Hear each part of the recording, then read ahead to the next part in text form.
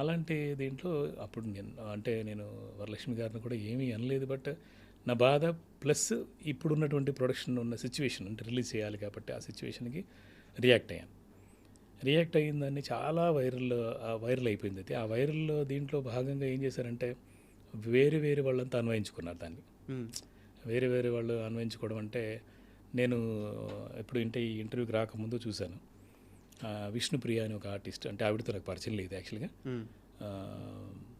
ఆవిడ ట్వీట్ చేశారని ఎవరు నాకు పంపించారు. అవును, వర్క్ ట్వీట్ చేశారు. మీరు రెమ్యునరేషన్ ఇచ్చేది మేము యాక్టింగ్ కోసం మాత్రమే, ప్రమోషన్స్ కోసం కాదు కదా అని చెప్పి అది చెప్పారు. యాక్చువల్గా నిజం చెప్పాలంటే మేమైతే వరలక్ష్మి గారితో ప్రతి ఆర్టిస్ట్ తోటి ఒక అగ్రిమెంట్ రాయించుకున్నాం. ఏంటంటే అమ్మ ఇన్ని రోజులు షూటింగ్ డేస్ కంపల్సరీగా ప్రమోషన్ కోసం ఇన్ని రోజులు రాసుకున్నాం. అగ్రిమెంట్లోనే ఉంది అది. అగ్రిమెంట్లోనే 100% మెన్షన్ చేస్తున్నాం.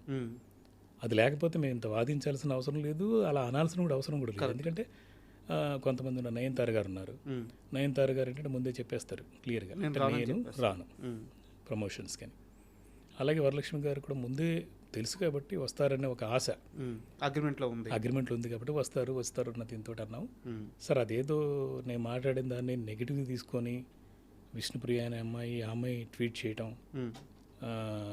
మీరంటే డబ్బులు యాక్టింగ్కి ఇస్తాం కానీ మిగతా ప్రమోషన్స్కి ఇవ్వము అన్నది మాట్లాడడం.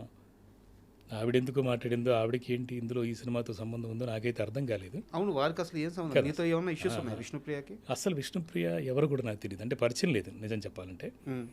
ఎందుకంటే నేను డైరెక్టర్గా, మ్యూజిక్ డైరెక్టర్గా, రైటర్గా, యాక్టర్గా నేనంటే 31 years నుంచి ఉన్నాను ఇక్కడ. 94లో వచ్చాను నేను.